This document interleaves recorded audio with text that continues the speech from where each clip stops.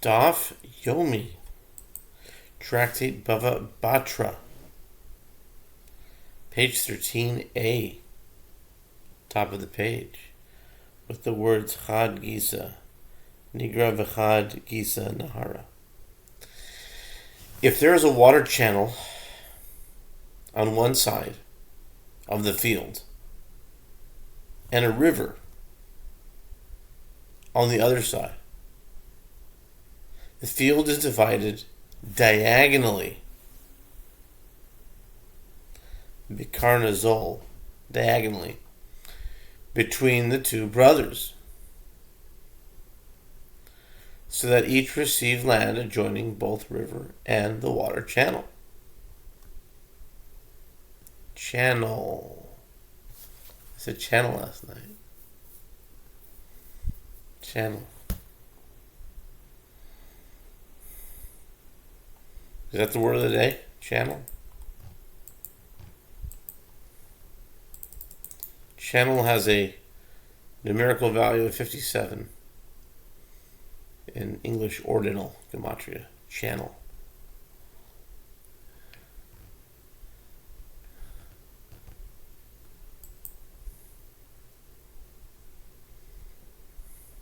The Mishnah teaches that a hall, a drawing room,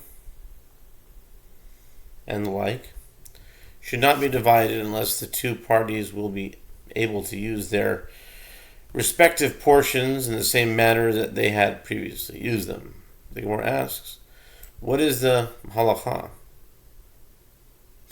if there is not enough time for this one and that one? What is to be done if one of the parties wishes to dissolve the partnership? Rav Yehuda said, there is a halacha of either you set a price or I will set a price. That is to say, one party can say to the other, set a price you are willing to pay for my share, and I will sell my share to you. Or purchase a share from you at that price. Rav Nachman said there is no halacha of either you set a price or I will set a price.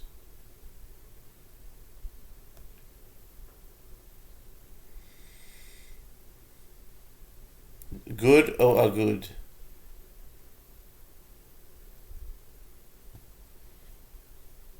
Rather, the partnership continues. Rava said to Rav Nachman, according to you, who say that there is no halacha of either you set a price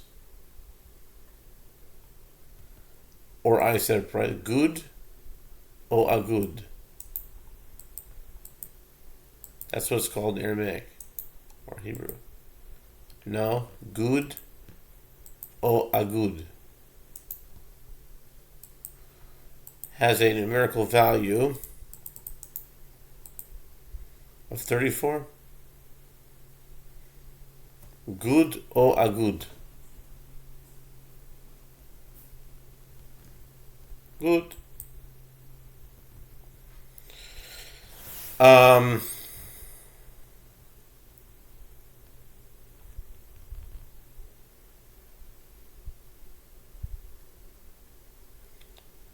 What should they do if there was a firstborn son and an ordinary brother whose father left them a slave and a non-kosher animal as an inheritance?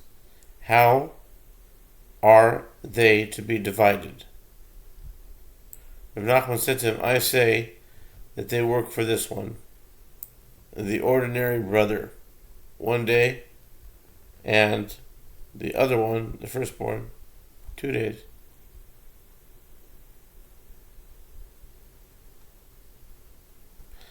The Gemara raises an objection to Yehuda's approach from what is taught in a Mishnah.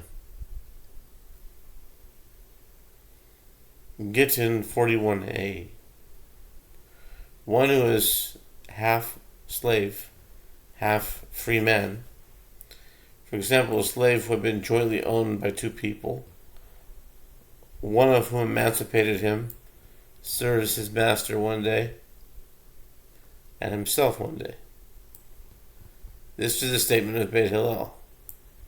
Beit Shammai say, you have remedied the situation of his master, who benefits fully from all his rights to the slave, but you have not remedied his own situation. He cannot marry a maidservant, since half of him is free, and a free Jew may not marry a Canaanite maidservant. He is also not able to marry a free woman, since half of him is a slave, and a Jewish woman may not marry a Canaanite slave.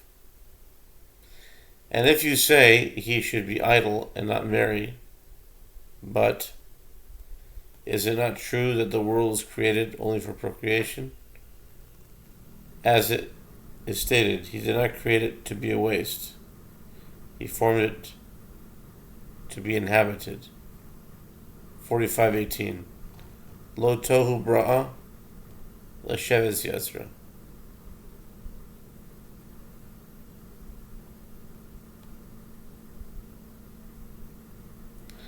Rather, the court forces his master to make him a free man by emancipating the half that he owns. And the court writes a bill in which the slave accepts responsibility to pay half his value to his master. This was the original version of the Mishnah. The ultimate version of the Mishnah records the retraction of Beit Hillel. And Beit Hillel retracted its opinion and ruled in accordance with the statement of Beit Shammai. This indicates that it is only in this case where there is particular consideration of procreation that the court compels one of the parties to forfeit his portion and dissolve the partnership. But in other cases, there is no halakha of either you set a price or I will set a price. The Gemara answers, it is different here because the slave can say, I will set a price, but he is not able to say, you set a price. In other words, the slave cannot offer to sell himself because his Jewish side precludes him from selling himself as a Canaanite slave. Therefore, the court would not be able to force the master to sell his share were it not for the consideration of procreation. By contrast, in a situation where either side can buy or sell, one partner can compel the other to either buy his portion or sell his portion to him. The Gemara suggests, come and hear a proof from what is taught in a Mishnah, 172a, in a case where there are two brothers, one poor and one rich, and their father left them a bathhouse or an olive press as an inheritance. If the father had built these facilities for profit, in other words, to charge others for using them, the profit that accrues after the father's death is shared equally by the two brothers. If the father had built them for himself and for the members of his household to use, the poor brother, who has little use for these amenities, cannot force the rich brother to convert the facilities to commercial use. Rather, the rich brother can say to the poor brother,